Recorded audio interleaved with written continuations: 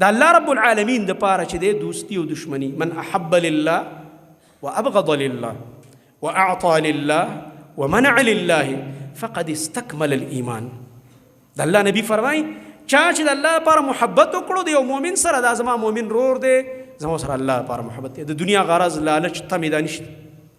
بغض سره کوي د الله لپاره کافر دی چې زما د الله دشمن دی، د نبی علیہ السلام د حدیث دشمن دی،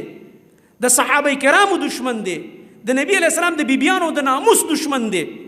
دغه رنګه د سنت مقابل کې د بدعاتو پرچار کوونکی دی.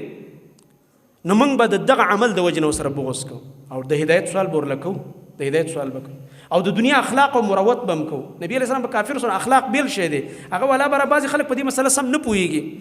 اخلاق به هم کې، دعوت به هم ورکې، خو دوستي او دشمني به صرف د الله لپاره، صرف د دین په بنیاد به. دغه کار چې کوم دی د دې د وجې نه به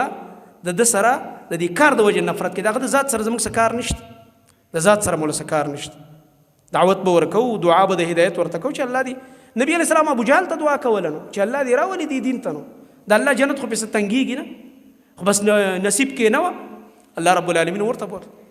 ابو طالب اخره پورې کافر و، نبی علیہ السلام سره ترولي او راولي نه ده پرېښې، په زړه کې د هغه د عقیدې نه دشمني او نفرت و، خو احترام یې ورله کوو، په آخره کې ورله خواته هم راغلی او د بیمارۍ تپوس هم کړی او خدمت هم نبی علیہ السلام کړی. کافر ترې دی خو خدمت هم ورله کړی دی او دعوت هم ورکړی چې تره کلمه ووایه،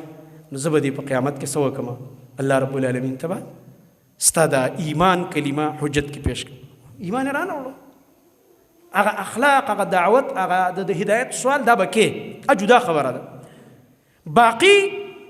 د یو چا سره دشمنی او دوستی دا به د دین په بنیاد باندې